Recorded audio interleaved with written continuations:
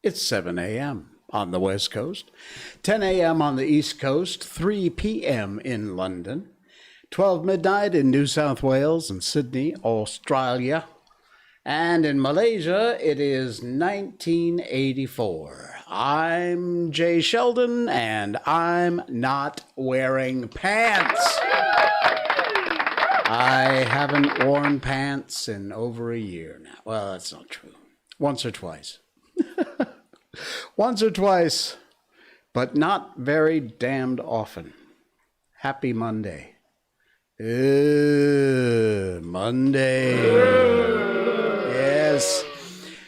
We love Mondays. Welcome in. Welcome to the show. It's I'm Not Wearing Pants with me. If you are listening on the podcasts, thank you so much for listening, and thank you for subscribing. Really appreciate that. That helps us drive the numbers up. And you can find us if you are on the video live stream right now. Be sure you do what hundreds of other people have done. Check out iTunes, Apple Podcasts, Spotify, Amazon Music, Google Podcasts, Radio Public, Stitcher, TuneIn. We're everywhere you get your podcasts from. Just look us up. I'm Not Wearing Pants, and subscribe and download, and we really appreciate that. If you want to help support the stream, of course, you can find me on Patreon. Just look up Jay Sheldon on patreon.com. You can help out there. And yeah, we've got some special offers too, by the way, on our Patreon account, so check that out if you are so inclined. We have lots coming up tonight, including at the end of our show, the beginning of a brand new book from 1894. It is Rudyard Kipling's The Jungle Book. Yeah! Can't wait. Oh, man, this is going to be so much fun. I've never read The Jungle Book. Of course, I saw the movie when I was a kid, the animated cartoon film. And there has since been at least one, if not more, remakes. I know there was a... Joanne, hey, welcome. Thank you very much. Thanks for the like. Nice to see you, Joanne. Miss you a lot. So we're going to start The Jungle Book tonight. And trust me, as we found out with a lot of these books we've read since the very beginning of our streaming, 80 shows ago? Wow. The books are most of the time very different from the films, and you are going to find out the same thing is true of The Jungle Book. It's still fascinating. We just got through with The Little Prince last stream on Saturday night. What a great way to wrap up. The Little Prince is an amazing book. We've done The Wonderful Wizard of Oz, Alice in Wonderland, The Velveteen Rabbit, Peter Pan, and now we begin The Jungle Book. Fair warning, though, these chapters are really long. So in some cases, we might wind up actually splitting a chapter into two shows because they are long, but they're fascinating. Rudyard Kipling is an amazing author, and The Jungle Book is an amazing book. So I hope you will enjoy that. A lot of fun. Right. Miko's doing well. And a matter of fact, at the moment, she is lying on the bed, stretched out with the aircon blowing on her. And so, yeah, she's got the aircon all to herself in the bedroom. Very nice. Lucky. And we discovered this week that Miko loves jackfruit. Nangka, as we say here in Malaysia. It's jackfruit. Likely, if you're in other parts of the world besides Southeast Asia, you probably don't know what jackfruit is. It's amazing. It's like candy growing on a tree. It is incredible. Locus Pocus, hi, welcome to the stream. Thank you for popping in. Jackfruit, I suddenly realized I got two weird things that I truly believe in my heart of hearts. It's a J. Sheldon conspiracy theory. But I really, really believe this is true. If you think about it, do a blind taste test, you'll agree with me. Here's the first one, since we're talking about jackfruit. Jackfruit has to be where juicy fruit gum got its flavor from. Because and again, I don't think juicy fruit gum is available here in Malaysia. I don't think I've ever seen it. But or at least it was huge in the US. Juicy fruit has a very particular flavor. It's a yellow package. In fact, it's kind of the color of jackfruit, yellowy orange. And jackfruit tastes exactly like juicy fruit. Check it out. Try some juicy fruit. Try some jackfruit. They're the same thing. Anyway, we found out Miko loves jackfruit. And I looked it up. It is okay. It's safe in small quantities for the dog. So that's a good thing. Yeah, but she loves it. She can't get enough. If she hears, I bought some prepackaged. They've already taken it out and put it in the little plastic container. The moment she hears that lid come off, boom, I turn around. She's standing there looking up at me with those puppy dog eyes. Can I have some? And of course, I give in and give her up a little bit. Okay. Second J. Sheldon flavoring conspiracy theory. Dr. Pepper. Again, I don't ever remember seeing Dr. Pepper here in Malaysia. Maybe in some of the village grocer that carries a lot of imported goods. But I don't believe Dr. Pepper's available in Malaysia, which kind of sucks because I loves me some Dr. Pepper. Excuse me. Anyway, I have held this J. Sheldon conspiracy theory forever. And I know I'm right. Don't argue with me. Dr. Pepper, where does it get its flavor from? You won't believe me when I tell you, but I swear to you it's true. It's prune soda. Prune soda. I'm not kidding. No. Now, hear me out. You're working for whatever company that's creating flavors of soda. And so you've got an open mind and you try this and you try asparagus soda and you try Brussels sprout soda and you're trying everything and nothing's working. The taste tests come back and they're like, blech. And so you think, hey, what about prunes? Prune soda. That's got a nice flavor. If you don't think about the fact that it's prunes, because a lot of people don't like prunes. So they put the prunes in flavoring in the soda. They give it in a blind taste test, and everybody loves it. And they're thinking, great, we've got a hit. Great, it's going to be the new ABC Soda Company's prune soda. We can't call it prune soda. Nobody will buy it. So what are we going to do? We'll just make up a name that has nothing to do with the flavor. We'll call it Dr. Pepper. Trust me. Get some prune juice, get some Dr. Pepper, try them both. I'm telling you, the J. Sheldon conspiracy theory says Dr. Pepper is prune-flavored soda. You try that next time. Trust me. All right. Seriously, it's prune soda. I'm telling you. You try it. Again, I'm sorry. If you're in Malaysia, you can't really try it because I don't think we have Dr. Pepper. I'm going to look next time I go to one of those imported grocery stores. But I don't think we have Dr. Pepper here. We should. It would be a hit. Just don't call it prune soda. All right. We're talking about junk food, aren't we? Well, that leads me really nicely into the beginning of our online review tonight. And this first one is an amazing, amazing story. Are you a fan of junk food? In particular, Cheetos? Cheetos are available here in Malaysia. They're kind of like what is one of the most popular junk foods, which is those cheese rings. I forget what they're called. I have a pack of them downstairs in the kitchen. They're these little round, orangey yellow rings.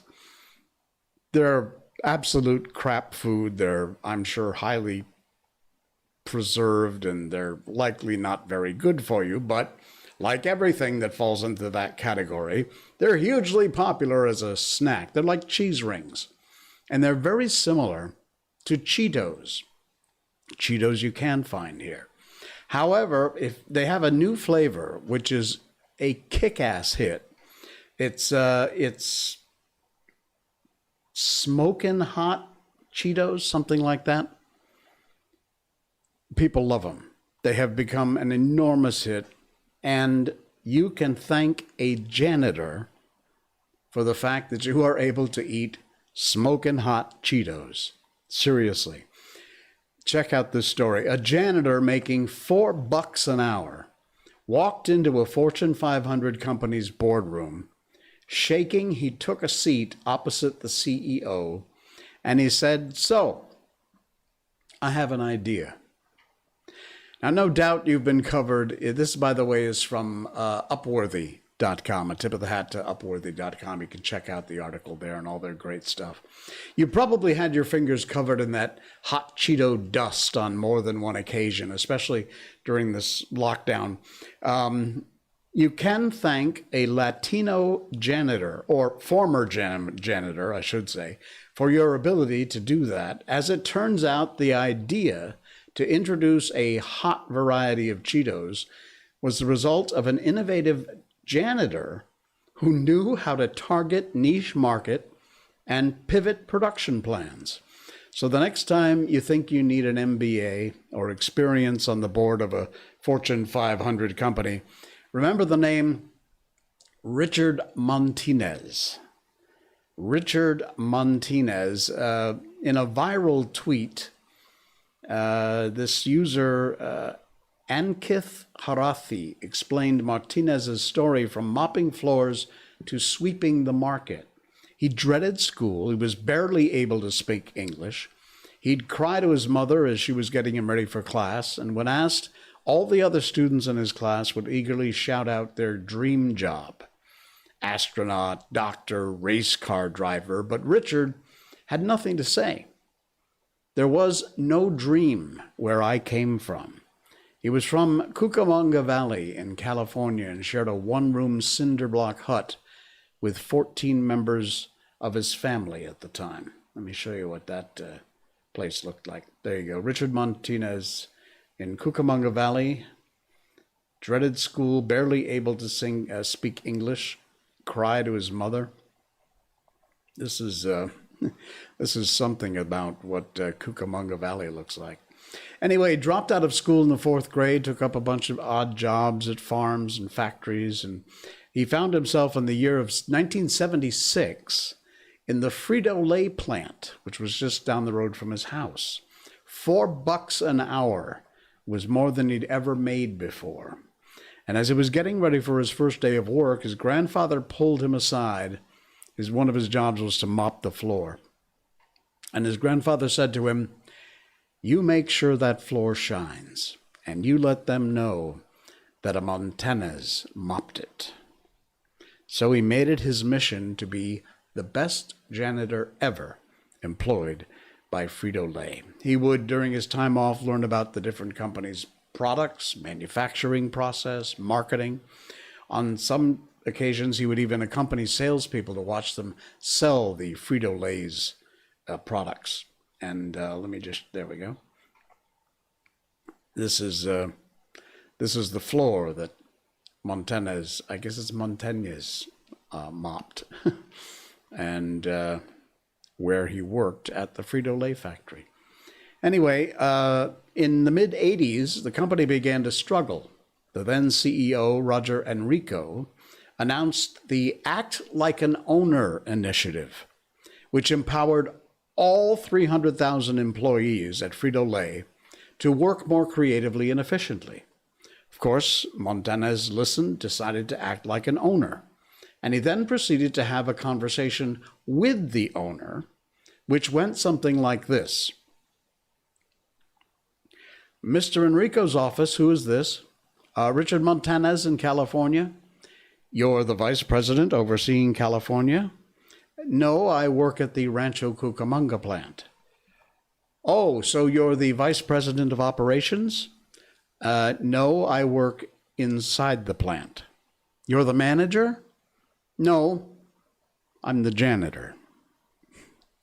Well, 2 weeks later, he entered the boardroom, took a moment to catch his breath, and then started telling them what he had learned about Frito-Lay and the idea he'd been working on. This is Mr. Montanez up on the screen now. And just like that, the CEO, who loved the initiative, told Montanez to prepare a presentation and set up a meeting in 2 weeks. Janitor went to the library, picked up a book on marketing strategy, started prepping. 2 weeks later, walks into the boardroom and told the company's biggest executives about his idea. He said, I saw there was no product that catered to Latinos. Latino market was ready to explode. Frito-Lay didn't have any products that targeted them. Inspired by elote, Mexican street corn covered in spices, Richard had created his own snack. And he pulled out 100 plastic baggies.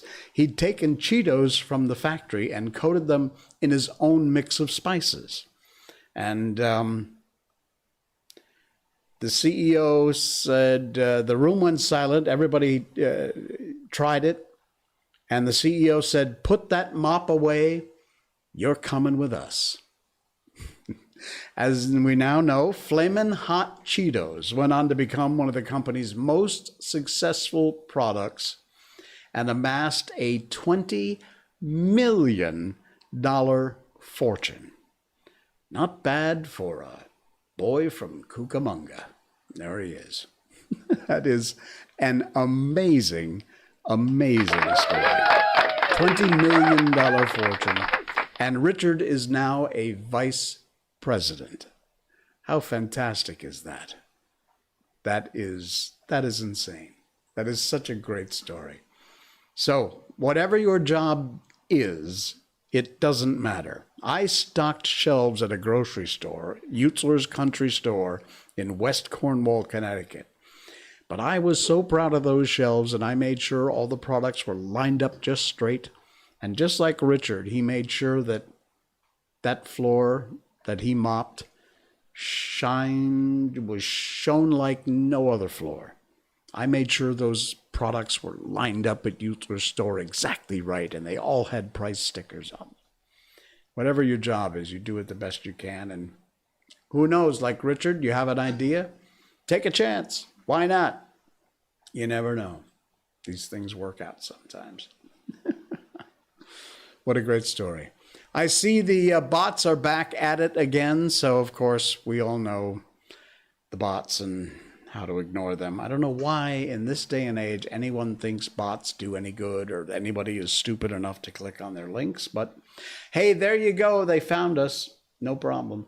All right. The other thing we promised to talk about tonight, this is from Popular Mechanics. And because Popular Mechanics can do some really stupid things like their idiotic 9/11 theories, I don't like sharing their stuff, but this was a fascinating article. Credit where credit's due. So popularmechanics.com is where you'll find it in their technology division. It is weird and unusual military bases. Check this out.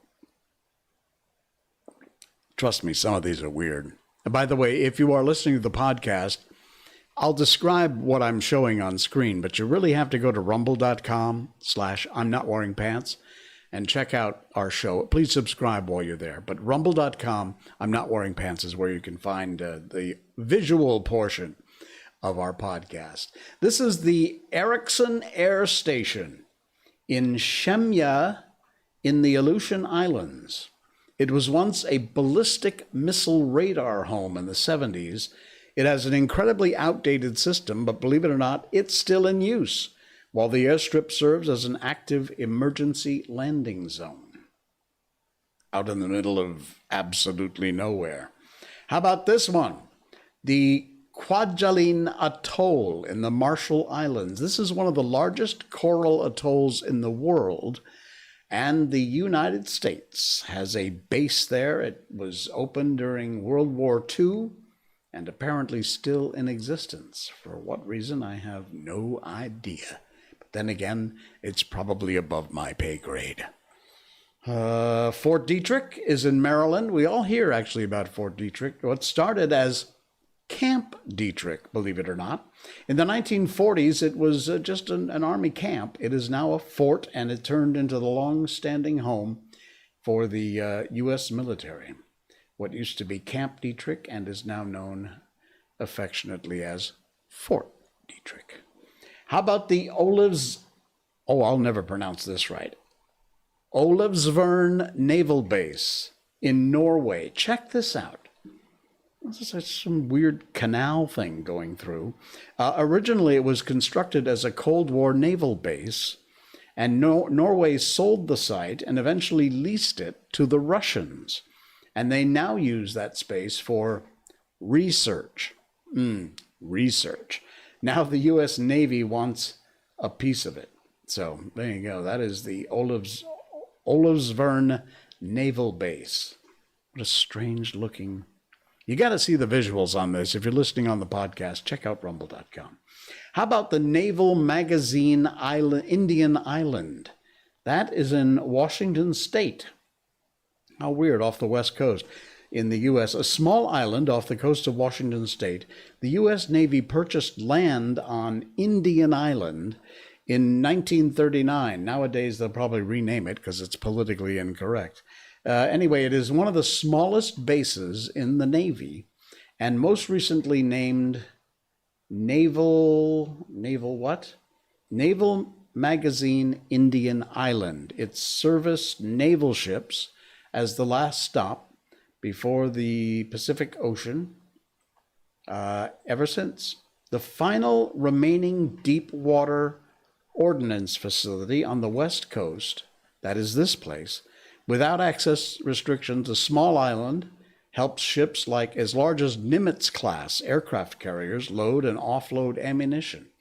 It has more than 100 magazines for weapon storage, located underground in doomed mounds, and every ship leaving the Northwest region gets supplied by the islands that has the ability to service everything from Coast Guard patrol boats to submarines to aircraft carriers. That is cool. Wow. How about this one? This is from the India and Pakistan border. It's the Siachen Glacier. India and Pakistan long, of course, have disputed the ownership of the glacier. It's about a 4 decades plus home of the Indian Army, and it's located at over 21,000 feet. The Siachen Glacier is not your run-of-the-mill military outpost. Both India and Pakistan have disputed the site, although the Indian Army has a base and controlling interest. Windstorms, snowstorms, thin oxygen, and frigid temperatures, some of the features of this wonderful military base. Not only is the site expensive to operate, but it is also very costly in terms of human sacrifice. Does not look like the kind of place I would want to be stationed for any length of time. Mount Weather in Virginia. Have you ever heard of that? Well, not many people had, actually. The public first heard about this, which is now run by Homeland Security, back in 1974. But it's been around a lot longer than that. The weather history dating to the 1800s, and it was used during World War II. It has an ample shroud of intrigue with an origin story that really pretty much nobody knows about. It was born as a weather station in the 1800s, became a camp during World War II, and there's a huge underground portion of this facility that nobody really knows what's going on down there, but it is run by the Department of Homeland Security. They believe it houses operations center, high-level government officials for probably continuity of government during emergency time. Wow, fascinating. Here's one from Russia. This is the Kapustin Yar, one of the Soviet Union's first rocket and missile test sites. In addition to testing early ballistic missiles, Kapustin Yar was the site of some of the Soviet Union's first suborbital animal flights. For example, 1966, the secret base was turned into a cosmodrome, and it is still operating today. The Soviets launched a number of dogs into Earth's atmosphere back in the 60s, including the pups Kusachka and Ovatsnyaya. The missile test site, also known as the location of 5 atmospheric nuclear tests. Oh, so that's fun.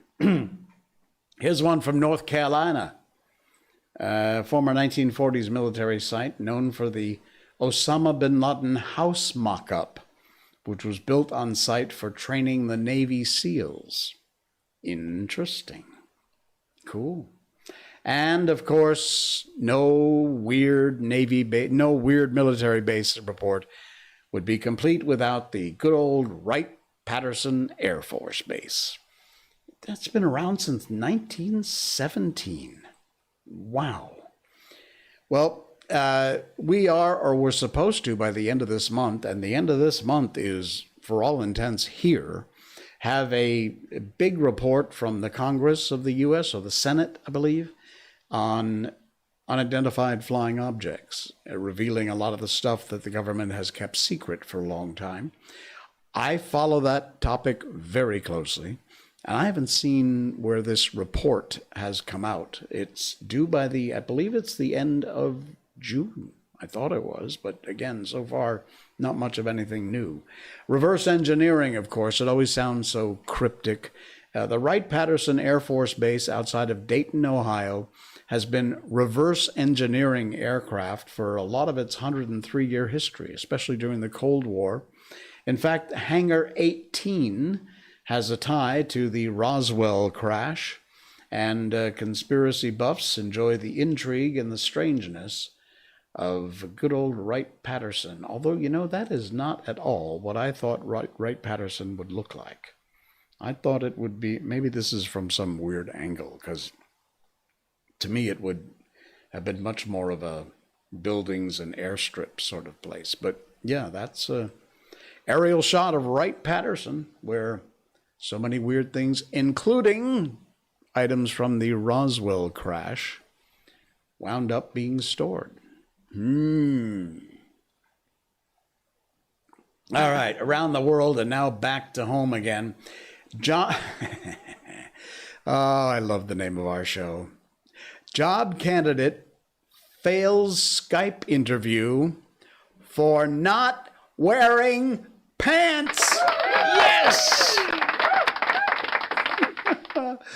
Oh, man. This is from ramsgateandhackett.com. A tip of the hat to them for their article. But, yeah, this is the fellow. This is from Toronto. Bruce Gordon, who's the CEO of Magnus Enterprises, said, quote, "We're looking for someone who crosses their T's and dots their I's. A man who does not wear pants during a job interview gives us little faith in his ability to do so." End quote. Anyway, he was commenting on the decision to turn down Timothy Somerville for a position as marketing coordinator with the multi-million-dollar company. The job interview was conducted via Skype, as Magnus Enterprise is located in Toronto and Mr. Somerville lives in Vancouver, planned on relocating if he was offered the job. According to the hiring manager, during the interview, Mr. Gordon was extremely impressed with Timothy's credentials and casual confidence.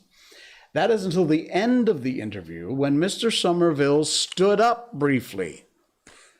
There's your problem. If you're not wearing pants, don't stand up. Anyway, he revealed to his interviews that he was not wearing pants, and to make matters worse, sources claim he was wearing leopard print jockeys. Yes! I'll have to try that, a pair of good old leopard print jockeys. Mr. Gordon said the purpose of the interview was to assess his people skills and his personality to determine if he would be a good fit for the team. After seeing him in his drawers, I'm afraid that's not the case. Well, you know what? That sucks. First of all, what does leopard skin jockey shorts have to do with his personality and his abilities? I'm quite sure if he came to the office and you gave him the job, he would be wearing pants. Nowadays, we don't have to wear pants. Isn't that the point? I'm not wearing pants. Unbelievable. All right, I got one more for you, very quick one, but it's really nice. It's very inspirational. And a good friend, it's a public post, so I'm not giving away any secrets. Zahari Mohammed posted this, and I thought it was so nice. It is a picture of what I believe is a Ramadan tree. Let me move, there we go. Move that over a little bit so you can see it better. And if you notice, I'm not sure you can actually see this, but let me read the caption first, because that's the important part. And then I'll show you the picture up close. It says, I'm just a gardener in this orchard, yeah?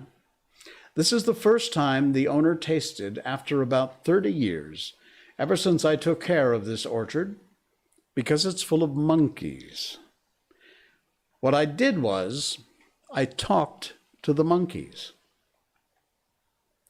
Aloud, without them being around, of course. I told them, you can eat all you want, but just leave some for me. Please take the uppermost parts, where I can't reach.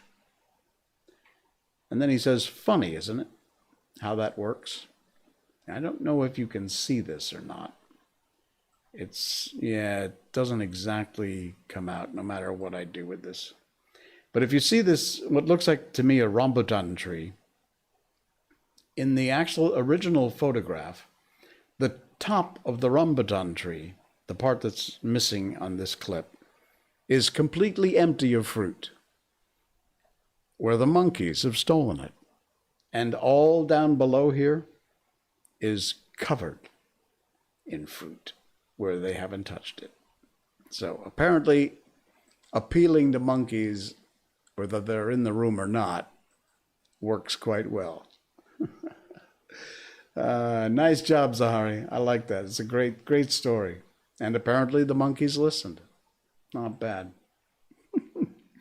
All right, we got a lot more coming up, and that includes this remarkable book. We start a new book. We finished up The Little Prince on Saturday night. And so tonight we begin a brand new book. These books come to us from the Gutenberg Project. They are in the public domain. They're copyright free. And unfortunately, that's the only kind of books we're able to read here, because otherwise it's considered a public performance and we would get copyright strikes. But these come from Gutenberg.org. I can't encourage you strongly enough to check out Gutenberg Project online. You'll find all kinds of amazing books. You can download the ones we've read. There's hundreds and hundreds of titles there. They're all in the public domain. It's all free, and they're in different formats, however you like reading your books. One of the big things I set out to do when I started this stream was to encourage people to read. By reading to you. By reading to you, I hope that you will remember what it's like to read and go back to reading. And teach and encourage your kids to read. We always pepper our streams with a little cute or funny thing parents have done to encourage their kids to read. And that's part of why we do this, in addition to the fact that I love reading. So we've done a lot of books. They are very different from their film versions, including this one. You'll find out soon. And the other thing is that the chapters are very long. So with the Jungle Book, Rudyard Kipling's book was originally published back in 1894. The chapters are long. Some of them I will have to break down into part 1, part 2. So we're going to begin that tonight. Before we do, I just encourage you once again to check us out at rumble.com/I'm Not Wearing Pants. Please subscribe to the video version of our show. Also, set up a reminder, like our page on Facebook, YouTube, twitch.tv.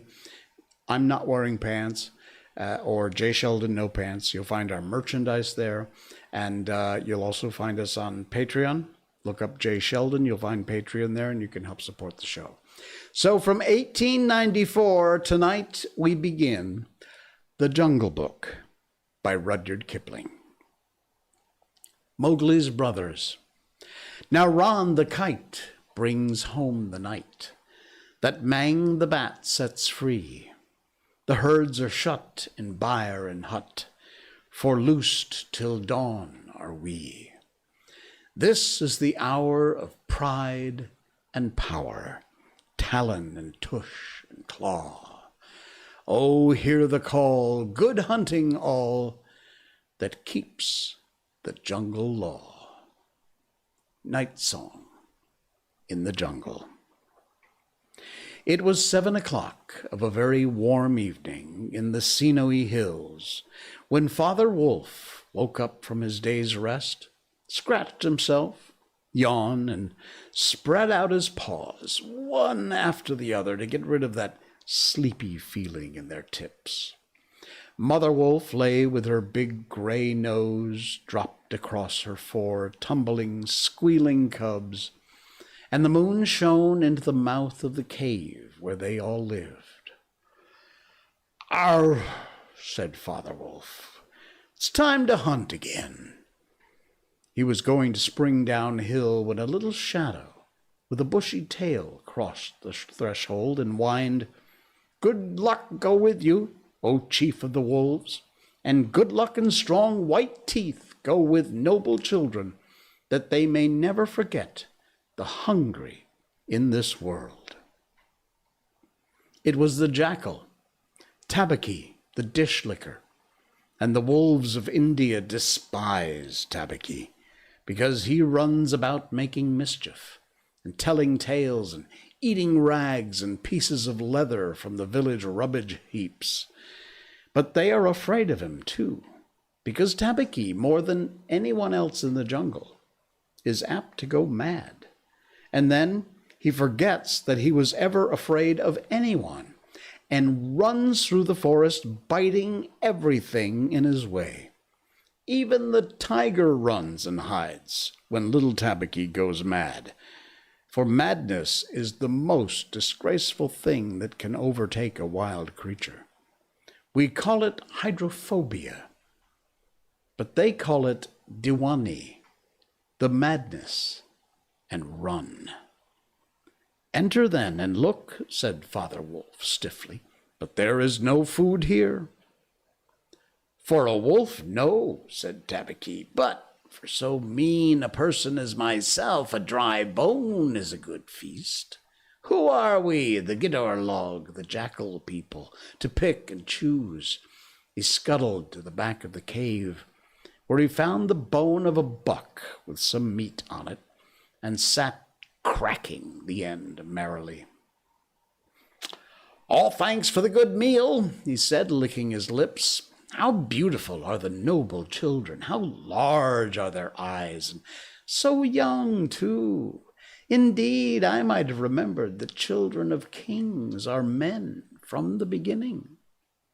Now Tabaqui knew as well as anyone else that there is nothing so unlucky as to compliment children to their faces.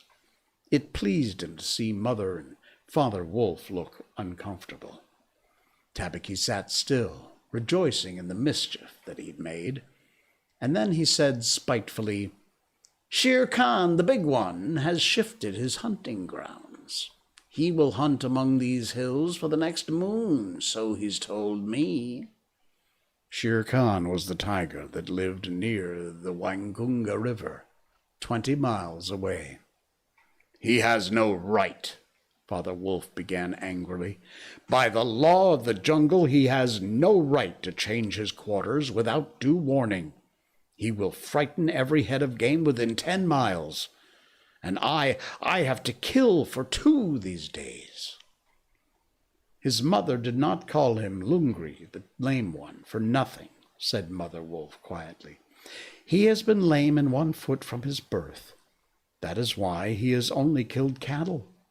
Now the villagers, the Kunga, are angry with him, and he's come here to make our villagers angry.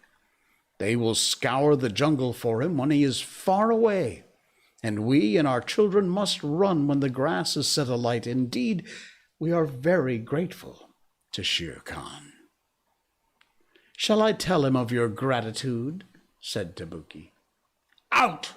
snapped Father Wolf. "Out and hunt with thy master. Thou hast done harm enough for one night." "I go," said Tabuki quietly.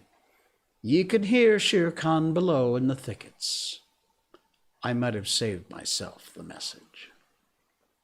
Father Wolf listened, and below in the valley that ran down to a little river, he heard the dry, angry, snarling, sing-song whine of a tiger who has caught nothing and does not care if all the jungle knows it. "The fool," said Father Wolf, "to begin a night's work with that noise. Does he think that our buck like his fat Kunga bullocks?" "Hish! It's neither bullocks nor buck he intends to hunt tonight," said Mother Wolf. "It is man." The whine had changed to a sort of humming purr that seemed to come from every quarter of the compass. It was the noise that bewilders woodcutters and gypsies sleeping in the open, and makes them run sometimes into the very mouth of the tiger. "Man," said Father Wolf, showing all his white teeth. "Fuck! Are there not enough beetles and frogs in the tanks that he must eat man? And on our ground, too." The law of the jungle, which never orders anything without a reason, forbids every beast to eat man except when he is killing to show his children how to kill.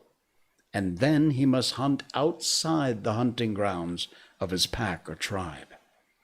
The real reason for this is that man-killing means, sooner or later, the arrival of white men on elephants with guns, and hundreds of brown men with gongs and rockets and torches, and then everyone in the jungle suffers.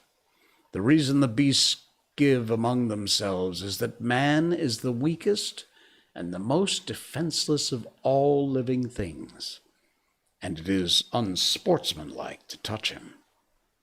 They say, too, and it is true, that man-eaters become mangy and lose their teeth. The purr grew louder and ended in a full-throated "arr" of the lion's charge.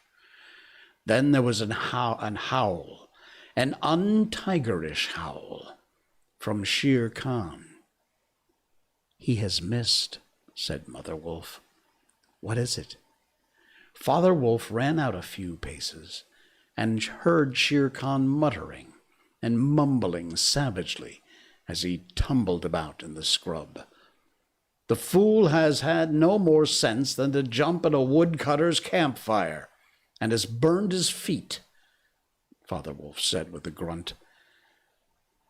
"Tabuki is with him." "Something is coming uphill," said Mother Wolf, twitching one ear. "Get ready." The bushes rustled a little in the thicket, and Father Wolf dropped with his hunches under him, ready for his leap. Then, if you'd been watching, you would have seen the most wonderful thing in the world. The wolf checked in mid-spring. He made his bound before he saw what it was he was jumping at, and then he tried to stop himself. The result was that he shot straight up into the air for 4 or 5 feet, landing almost where he left the ground. "Man!" he snapped. "A man cub! Look!"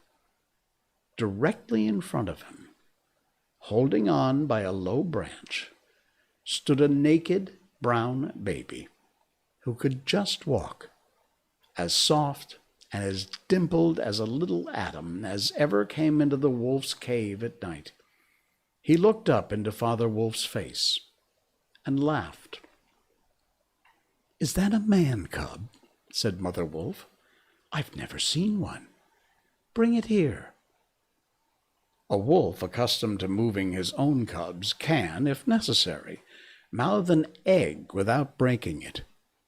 And though Father Wolf's jaws closed right on the child's back, not a tooth even scratched the skin as he laid it down among the cubs.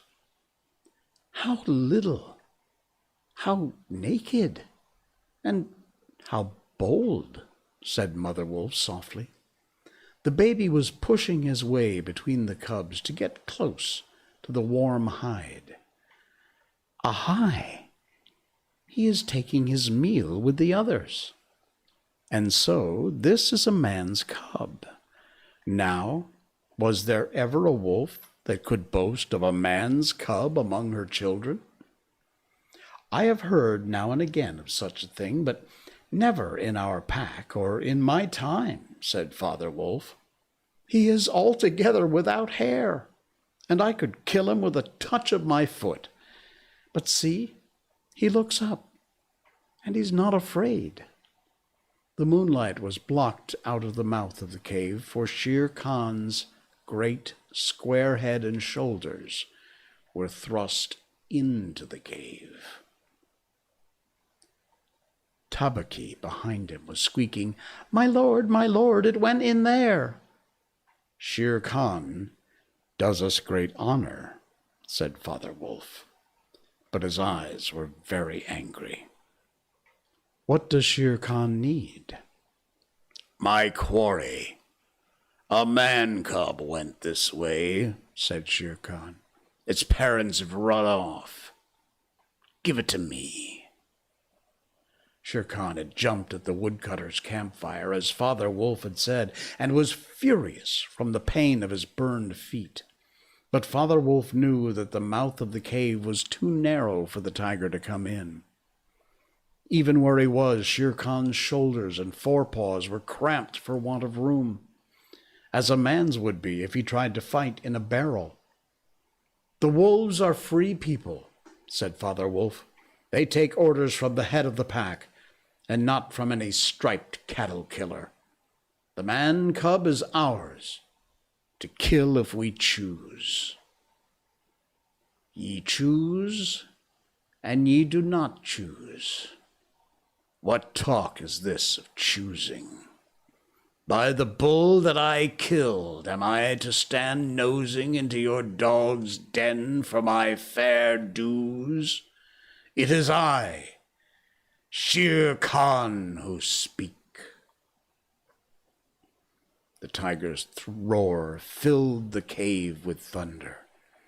Mother Wolf shook herself clear of the cubs and sprang forward, her eyes like two green moons in the darkness, facing the blazing eyes of Shere Khan. "And it is I, Raksha the demon, who answers. The man's cub is mine, Lungri, mine to me. He shall not be killed. He shall live to run with the pack and hunt with the pack. And in the end, look you, hunter of little naked cubs, frog-eater, fish-killer, he shall hunt thee. Now get hence, or by the Sambhur that I killed, I eat no starved cattle, back thou goest to thy mother, burned beast of the jungle, lamer than ever thou canst come into the world. Go." Father Wolf looked on amazed. He'd almost forgotten the days when he won Mother Wolf in a fair fight from 5 other wolves, when she ran in the pack and was not called the demon for compliment's sake. Shere Khan might have faced Father Wolf, but he could not stand up against Mother Wolf, for he knew that where he was, she had all the advantage of the ground, and would fight to the death. So he backed out of the cave, growling, and when he was clear, he shouted, Each dog barks in his own yard. We will see what the pack will say to this fostering of man cubs. The cub is mine, and to my teeth he will come in the end, oh bush-tailed thieves." Mother Wolf threw herself down, panting among the cubs, and Father Wolf said to her gravely, "Shere Khan speaks this much truth. The cub must be shown to the pack. Wilt thou still keep him, mother?" "Keep him," she gasped. "He came naked, by night, alone and very hungry. Yet he was not afraid. Look, he's pushed one of my babies to one side already. And that lame butcher would have killed him and would have run off to the Wangunga while the villagers here hunted through all of our lairs in revenge. Keep him? Assuredly I will keep him. Lie still, little frog. O thou Mowgli, for Mowgli the frog I will call thee. The time will come when thou wilt hunt Shere Khan as he has hunted thee." "But what will our pack say?" said Father Wolf. "The law of the jungle lays down very clearly that any wolf may, when he marries, withdraw from the pack he belongs to. But as soon as his cubs are old enough to stand on their own feet, he must bring them to the pack council, which is generally held once a month at the full moon, in order that the other wolves may identify them. After that inspection, the cubs are free to run where they please, and until they have killed their first buck, no excuse is accepted if a grown wolf of the pack kills one of them. The punishment is death where the murderers can be found. And if you think for a minute, you will see that this must be so." Father Wolf waited till his cubs could run a little, and then on the night of the pack meeting took them and Mowgli and the mother wolf to the council rock, a hilltop covered with stone and boulders where 100 wolves could hide. Akela, the great gray lone wolf, who led all the pack by strength and cunning, lay out at full length on his rock, and below him sat 40 or more wolves of every size and color, from badger-colored veterans who could handle a buck alone, to young black 3-year-olds who thought they could. The lone wolf who'd led them for a year now had fallen twice into a wolf trap in his youth, and once he had beaten and left for dead, so he knew the manners and customs of men. There was very little talking at the rock. The cubs tumbled over each other in the center of the circle where their mothers and fathers sat, and now and again a senior wolf would go quietly up to a cub, look at him carefully, and return to his place on noiseless feet. Sometimes a mother would push her cub far out into the moonlight to be sure that he had not been overlooked. Akela from his rock would cry, "Ye know the law, ye know the law. Look well, O wolves," and the anxious mothers would take up the call, "Look, look well, O wolves." At last the mother wolf's neck bristles lifted as the time came. Father Wolf pushed Mowgli the frog, as they called him, into the center, where he sat laughing and playing with some pebbles that glistened in the moonlight. Akela never raised his head from his paws, but went on with the monotonous cry, "Look well." A muffled roar came up from behind the rocks, the voice of Shere Khan crying, "The cub is mine. Give him to me. What have the free people to do with a man cub?" Akela never even twitched his ears. All he said was, "Look well, O wolves. What have the free people to do with the orders of any save the free people? Look well." There was a chorus of deep growls, and a young wolf in his 4th year flung back Shere Khan's question to Akela.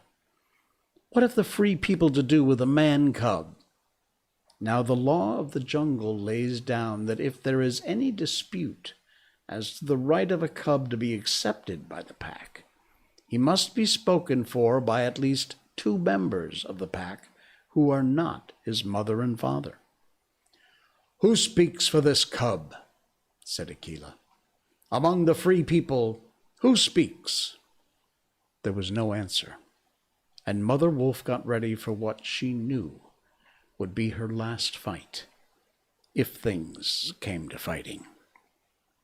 Then the only other creature who was allowed at the pack council, Baloo, the sleepy brown bear who teaches the wolf cubs the law of the jungle, old Baloo, who can come and go where he pleases because he eats only nuts and roots and honey, rose upon his hind quarters and grunted. The man cub, he said. I speak for the man cub. There's no harm in a man's cub. I have no gift of words, but I speak the truth. Let him run with the pack, be entered with the others. I myself will teach him.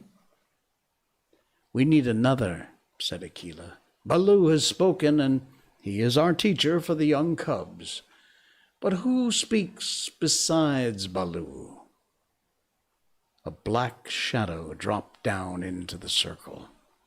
It was Bagheera, the Black Panther, inky black all over, but with the panther markings showing up in certain lights, like the pattern of watered silk. Everybody knew Bagheera, and nobody dared to cross his path, for he was as cunning as Tabaki, as bold as the wild buffalo, and as reckless as the wounded elephant. But he had a voice as soft as wild honey dripping from a tree, and a skin softer than down. O Akela, and ye the free people, he purred, I have no right in your assembly, but the law of the jungle says that if there is a doubt which is not a killing matter in regard to a new cub, the life of that cub may be bought at a price. And the law does not say who may or may not pay that price. Am I right? Good, good, said the young wolves, who are always hungry. Listen to Bagheera. The cub can be bought for a price. It is the law.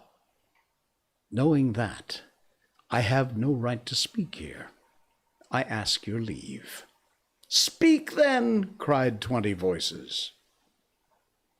To kill a naked cub is shame. Besides, he may make better sport for you when he's grown. Baloo has spoken on his behalf, and now to Baloo's word I will add 1 bull, and a fat one, newly killed, not half a mile from here, if ye will accept the man's cub according to the law. Is it difficult? There was a clamor of scores of voices saying, What matter? He will die in the winter rains. He will scorch in the sun. What harm can a naked frog do us? Let him run with the pack. Where is the bull, Bagheera? Let him be accepted. And then came Akela's deep bay, crying, Look well, O wolves. Mowgli was still deeply interested in the pebbles, and he didn't notice when the wolves came and looked at him one by one. At last they all went down the hill for the dead bull, and only Akela, Bagheera, and Baloo, and Mowgli's own wolves were left. Shere Khan roared still in the night, for he was very angry that Mowgli had not been handed over to him. I roar well, said Bagheera, under his whiskers, for the time will come when this naked thing will make thee roar to another tune, or I know nothing of man." "It was well done," said Aquila. "Men and their cubs are very wise. He may be a help in time." "Truly, a help in time of need, for none can hope to lead the pack forever," said Bagheera. Aquila said nothing. He was thinking of the time that comes to every leader of every pack, when his strength goes from him, and he gets feebler and feebler, until at last he is killed by the wolves, and a new leader comes up to be killed in his turn. "Take him away," he said to Father Wolf, "and train him as befits one of the free people." And that is how Mowgli was entered into the Seeonee wolf pack for the price of a bull and Baloo's good word. And that's where we're going to leave it tonight, about halfway through chapter 1. Wow. A bit different, as I promised, from the film, but wow, very. There we go. I'm back. Very, very interesting book. The Jungle Book. We started the first half of chapter 1. Fantastic. That was cool. Hope you enjoyed it. We will continue on with chapter 1 on our next stream, which will be coming up on Wednesday night. Hope to see you then, 10 o'clock Malaysian time. That's going to do it for us. Thanks so much for the listen and the watch, wherever you may be in our podcasts. You want to support the stream, it's patreon.com/jsheldon. You can find me over there and sign up and help. Thank you. Until next time, folks, I will see you again on Wednesday. I'm Jay Sheldon, and I'm not wearing pants. Good night.